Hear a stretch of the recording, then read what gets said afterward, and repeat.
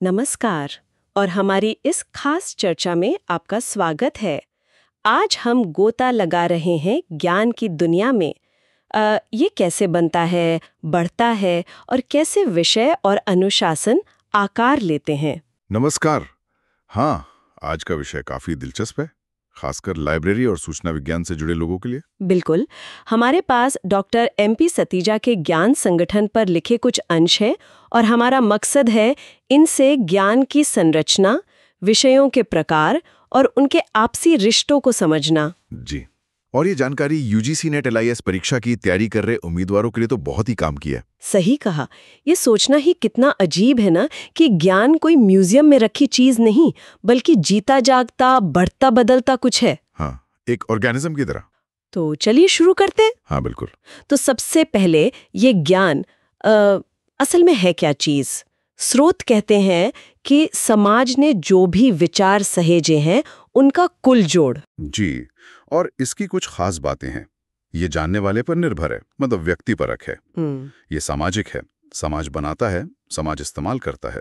और हमेशा बदलता रहता है, अधूरा रहता है और असीम है, मतलब कोई अंत नहीं। बिल्कुल। और J.H. हेरा ने एक बहुत जरूरी बात कही थी कि ज्ञान में एक बुनियादी एकता होती है, सब कुछ कहीं ना कहीं जुड़ा है। लेकिन ये लाइब्रेरियंस के लिए समझना क्यों इतना खास है? मतलब ठीक है, ज्ञान उनका काम है, पर उसकी प्रकृति। देखिए, J.C. शेरा ने इसकी तुलना की थी, जैसे सर्जन के लिए शरीर की बनावट, एनाटॉमी जानना जरूरी है। अच्छा। वैसे ही लाइब्रेरियन के लिए ज्ञान की प्रकृति, उसका स्ट्रक्चर समझना जरूरी है। ये उनका कच्चा माल है, स्टॉक इन ट्रेड। इसे समझे बिना वो इसे ठीक से जमा, व्यवस्थित और लोगों तक कैसे पहुंचाएंगे? बात तो सही है, बुनियाद समझना जरूरी है। अच्छा, तो फिर ये ज्ञान बढ़ता कैसे है? क्या बस अपने आप, या कोई प्लान होता है? स्रोत में 3 तरीके दिए हैं: प्राकृतिक, नियोजित और प्रेरित। हाँ, ये 3 तरीके काफी अच्छे से समझाते हैं। पहला है प्राकृतिक वृद्धि। Natural growth. प्राकृतिक मतलब जैसे जंगल अपने आप बढ़ता है। हाँ, कुछ वैसा ही। यूं समझ लीजिए कि अगर माहौल ठीक हो तो ये अपने आप बढ़ता है। इंसानों की जो स्वाभाविक जिज्ञासा होती है ना, नई चीजें जानने की इच्छा। अच्छा, हमारी क्यूरियोसिटी। जी, वही इसे ड्राइव करती है। पॉल वीस ने कहा भी था कि इंसानी दिमाग ही कल्पनाशील, आलोचनात्मक, जोड़ने वाला ज्ञान के विकास का मुख्य कारक है। और ज्ञान का अधूरापन भी इसे बढ़ाता है। हर खोज नए सवाल खड़े कर देती है। हाँ, ये तो होता है। एक जवाब मिलता है, 10 नए सवाल आ जाते हैं। बिल्कुल। और ये बढ़ोतरी मात्रा में भी होती है और गुणवत्ता में भी। ठीक है। और दूसरा तरीका? नियोजित मतलब प्लान करके। नियोजित वृद्धि। हाँ, आज के जमाने में ज्ञान सिर्फ जिज्ञासा की बात नहीं, ये आर्थिक और सामाजिक विकास का बड़ा साधन है। अच्छा, मतलब सरकारें, संस्थाएं प्लान करती हैं। जी हाँ, इंडस्ट्रियल रेवोल्यूशन के बाद से ही इनोवेशन पर जोर रहा है। देश बाकायदा नीतियां बनाते हैं, रिसर्च को फंड करते हैं। जैसे भारत में राष्ट्रीय ज्ञान आयोग बना था 2005 से 2008 तक। और फिर जरूरतें भी ज्ञान बढ़ाती हैं, जैसे बढ़ती आबादी, कम होते संसाधन। हमें नए तरीके, नया ज्ञान खोजना पड़ता है। सही बात है, जरूरत आविष्कार की जननी है। और तीसरा तरीका? प्रेरित। प्रेरित वृद्धि। Induced growth. ये उन दोनों के बीच का रास्ता मान सकते हैं। फ्रिट्ज मैक्लैप ने कहा था, ज्ञान बांटने से बढ़ता है। हाँ, ये तो सुना है। तो शिक्षा का फैलना, IT में तरक्की, सरकारी मदद, संगठित रिसर्च, मीडिया का विकास, ये सब मिलकर ज्ञान को बढ़ने के लिए प्रेरित करते हैं, एक माहौल बनाते हैं। अच्छा, मतलब ये फैक्टर्स एक तरह से कैटलिस्ट का काम करते हैं। बिल्कुल। और विद्वानों की आपसी बातचीत, स्पेशलाइजेशन का ट्रेंड, अलग-अलग विषयों को मिलाकर पढ़ना, इंटरडिसिप्लिनरी स्टडीज, ये सब इसके कारण भी हैं और नतीजे भी। या सब्जेक्ट्स में कैसे ढलता है, यहीं पर डॉक्टर SR रंगनाथन का काम सामने आता है ना, खासकर लाइब्रेरी साइंस में। जी हाँ, रंगनाथन का काम इसमें मील का पत्थर है। उन्होंने देखा कि ज्ञान कैसे विषयों के रूप में विकसित होता है, खासकर मुख्य वर्गों यानी मेन क्लासेस के रूप में। मुख्य वर्ग मतलब ज्ञान का पहला बड़ा बंटवारा। हाँ, जैसे साइंस, हिस्ट्री, सोशियोलॉजी, मिलते जुलते विचारों का एक समूह जिसे मैनेज करना आसान हो। उन्होंने विषयों को 3 मुख्य प्रकारों में बांटा था: मूल, यौगिक और जटिल। ओके, मूल, यौगिक, जटिल, इन पर आएंगे। पहले ये देखते हैं कि विषय बनते कैसे हैं। स्रोत में 3 मुख्य तरीके बताए हैं: विशेषज्ञता, अंतः विषय और बहुविषयक। हाँ, तो पहला है विशेषज्ञता से जुड़े तरीके। स्पेशलाइजेशन मतलब किसी एक चीज में गहरा उतरना, जैसे पहले वैज्ञानिक, फिर भौतिक विज्ञानी, फिर न्यूक्लियर भौतिक विज्ञानी। स्रोत ने इसे विखंडन या फिशन कहा है। ये क्या है? विखंडन इसका मतलब है किसी बड़े विषय का छोटे ज्यादा फोकस्ड हिस्सों में टूटना। रंगनाथन ने इसके 2 पैटर्न बताए।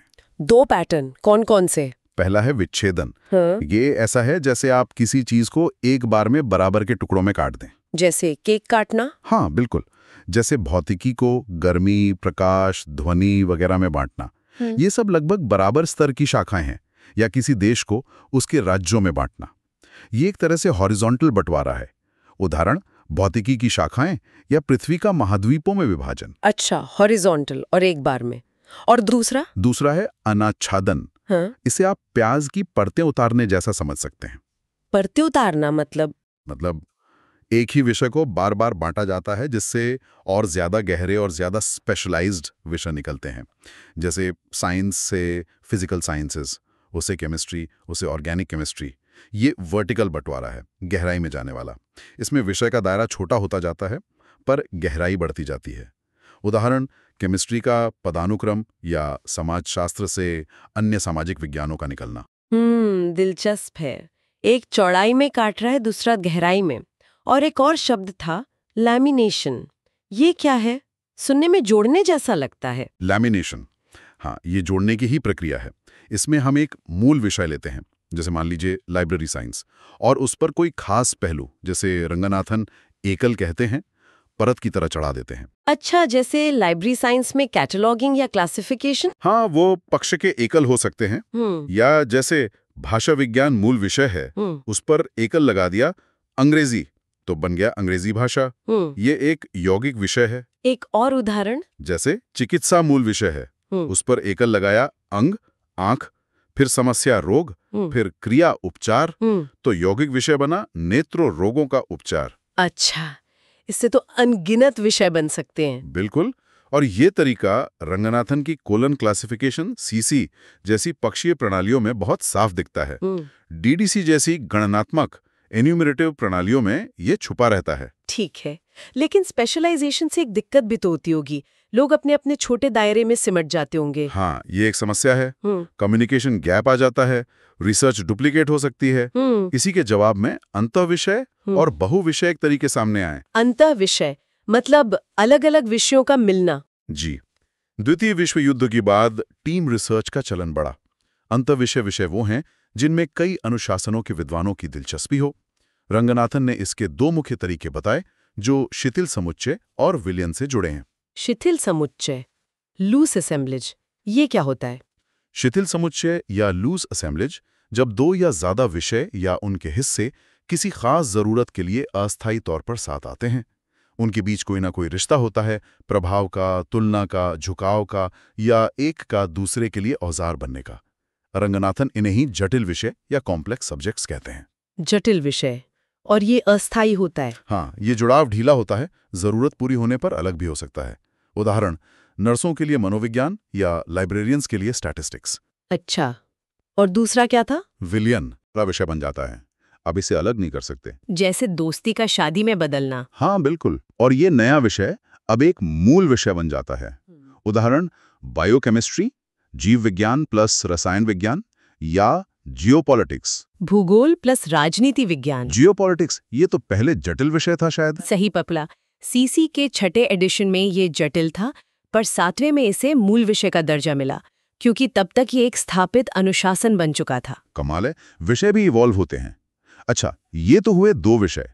जब कई सारे विषय मिलकर काम करें, स्रोत में बहुविषयक वृद्धि की बात थी। हाँ, मल्टीडिसिप्लिनरी। रंगनाथन ने बाद में कुछ और तरीके पहचाने जो अक्सर इसी तरह के होते हैं, जहां कई फील्ड्स की टीम मिलकर काम करती है, खासकर प्रैक्टिकल प्रॉब्लम्स पर। जैसे कौन से तरीके? एक है आसवन, डेस्टिलेशन। जी। ये तब होता है जब कोई खास तकनीक या मेथड कई अलग अलग विषयों में इस्तेमाल होते होते खुद एक विषय बन जाती है। अच्छा। उसका अपना लिटरेचर, अपनी स्टडी बन जाती है। अच्छा। जैसे उदाहरण? Management science. हाँ। मैनेजमेंट तो हर जगह है, बिजनेस, इंडस्ट्री, सरकार। इसके सिद्धांत और तकनीकें पढ़ते पढ़ते ये खुद एक विषय बन गया। या फिर रिसर्च मेथोडोलॉजी। हाँ, रिसर्च मेथोडोलॉजी तो हर विषय में पढ़ते हैं, ये आसवन हुआ। हाँ। और फिर है आंशिक समष्टि समूह। ये बस सुविधा के लिए कुछ मिलते जुलते मूल विषयों को एक ग्रुप में रखना है, जैसे क्लासिफिकेशन स्कीम में जो पास हो, जैसे सोशल साइंसेज या फिजिकल साइंसेज। बिल्कुल, इनमें आपस में कोई गहरा रिश्ता नहीं होता, बस एक कैटेगरी बना दी। हम इन्हें जर्नल्स, एनसाइक्लोपीडिया में देखते हैं। ठीक है। और एक विषय बंडल या क्लस्टर भी था। विषय बंडल क्लस्टर। हाँ। इसमें अलग अलग फील्ड के एक्सपर्ट किसी एक कॉमन टॉपिक, प्रॉब्लम या मिशन पर साथ काम करते हैं।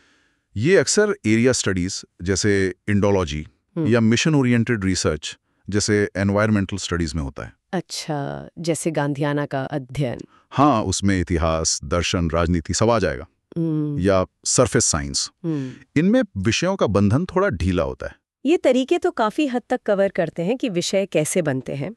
क्या इनके अलावा भी कुछ नए तरीके दिखे हैं रंगनाथन के बाद? हाँ, कुछ और पैटर्न्स भी पहचाने गए हैं, हालांकि वो काफी हद तक इन्हीं आइडियाज के एक्सटेंशन है।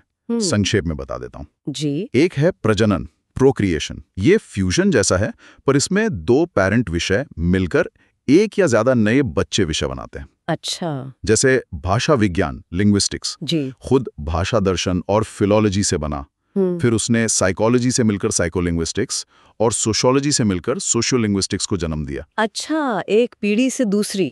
फिर है स्वप्रजनित, सेल्फ प्रोक्रिएटेड, जब किसी विषय का अप्लाइड वर्जन इतना मजबूत हो जाए कि वो खुद एक अलग डिसिप्लिन बन जाए, जैसे अप्लाइड फिजिक्स, ह्यूमन बायोलॉजी।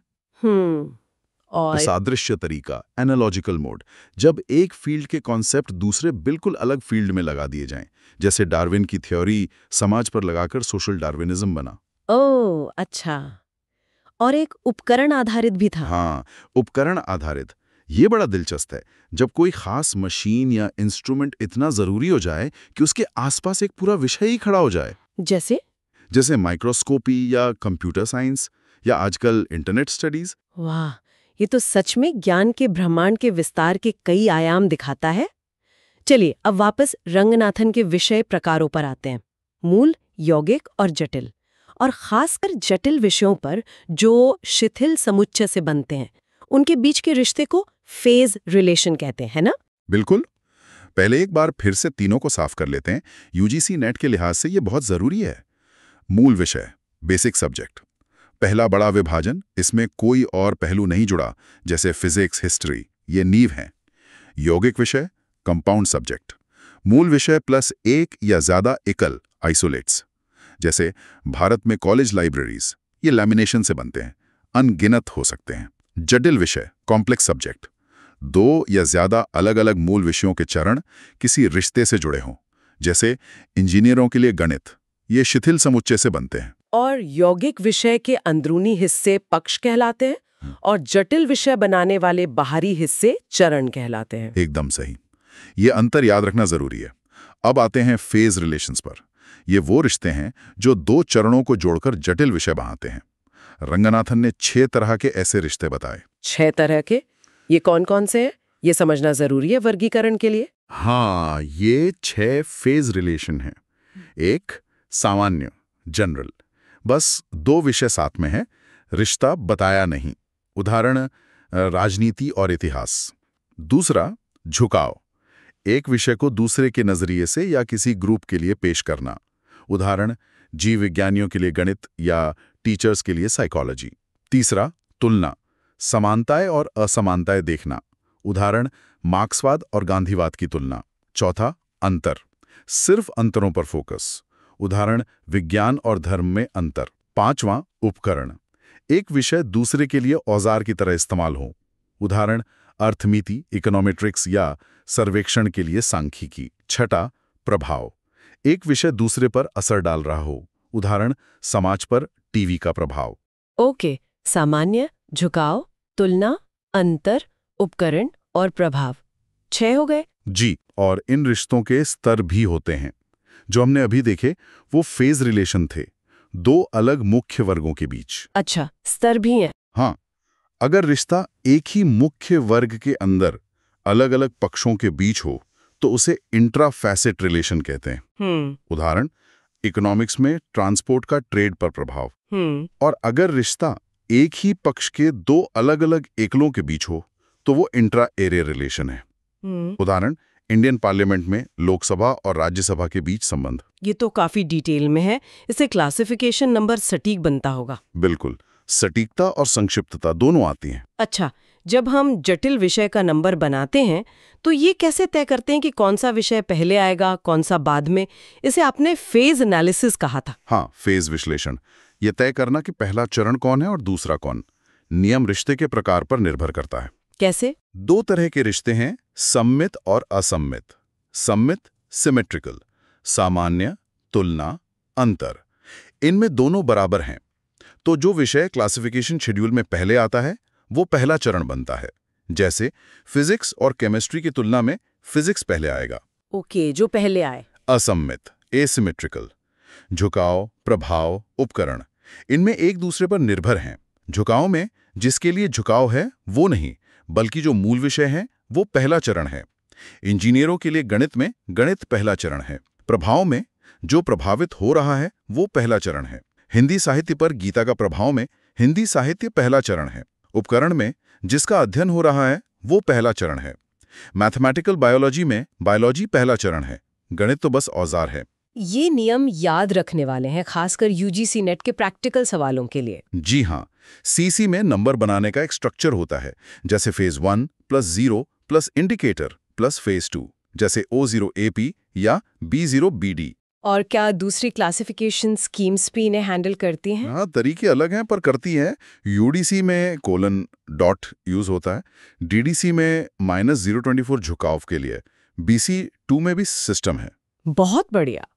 तो इस सब का सार क्या निकलता है? यूजीसी नेट उम्मीदवारों के लिए टेक अवे क्या है? अच्छा सवाल। देखिए, मोटी मोटी बातें ये हैं। पहला, ज्ञान स्थिर नहीं, गतिशील है, सामाजिक है और लगातार बढ़ रहा है, प्राकृतिक, नियोजित, प्रेरित तरीकों से। दूसरा, विषय यूं ही नहीं बनते, खास तरीकों से बनते हैं। विखंडन, लैमिनेशन, शिथिल समुच्चय, विलयन, आसवन आदि। ये तरीके स्पेशलाइजेशन और इंटरडिसिप्लिनरिटी दिखाते हैं। यूजीसी नेट के लिए ये मोड्स ऑफ फॉर्मेशन और उनके उदाहरण बहुत जरूरी हैं। तीसरा, इन तरीकों और विषय प्रकारों मूल, यौगिक, जटिल को समझना नॉलेज ऑर्गेनाइजेशन की बुनियाद है। रंगनाथन के कॉन्सेप्ट्स, खासकर फेज रिलेशन, जटिल विषयों को क्लासिफाई करने के टूल हैं। चौथा, इन रिश्तों, झुकाव, प्रभाव आदि को पहचानना, उनके लेवल समझना और सही फेज एनालिसिस करना, ये सटीक क्लास नंबर बनाने के लिए जरूरी है। ये थ्योरी और प्रैक्टिकल दोनों सवालों के लिए महत्वपूर्ण है। बिल्कुल। तो ये थी हमारी आज की चर्चा विषयों के निर्माण और उनकी संरचना पर। LIS प्रोफेशनल्स और स्टूडेंट्स, खासकर यूजीसी नेट वालों के लिए ये समझना कि ज्ञान कैसे व्यवस्थित होता है, कितना जरूरी है। हाँ, सूचना के इस सागर को मैनेज करने के लिए ये बुनियाद है। और अगर आपको ये बातचीत उपयोगी लगी हो तो हमारे चैनल को सब्सक्राइब करना न भूलें और इसे अपने दोस्तों के साथ शेयर भी करें। आपके जुड़ने से हमें और भी ऐसे विषयों पर चर्चा करने का हौसला मिलता है। और एक आखिरी बात, जिस तरह हम ज्ञान को क्लासिफाई करते हैं वो सिर्फ एक टेक्निकल काम नहीं, ये दुनिया को देखने का हमारा नजरिया भी दिखाता है और बनाता भी है। सही कहा। अब जैसे ज्ञान बनने के नए तरीके आ रहे हैं, इंटरनेट, AI, ग्लोबल कोलैबोरेशन, तो सोचने वाली बात है कि भविष्य में हमें अपने क्लासिफिकेशन के तरीकों को और कितना बदलना होगा। विषय बनने के कौन से नए मोड उभर सकते हैं? ये सवाल दिखाते हैं कि ये फील्ड कितना डायनामिक है। ज्ञान की ब्रह्मांड की इसी दिलचस्प, जटिलता और कभी न खत्म होने वाली खोज के विचार के साथ आज की चर्चा यहीं समाप्त करते हैं। धन्यवाद। धन्यवाद।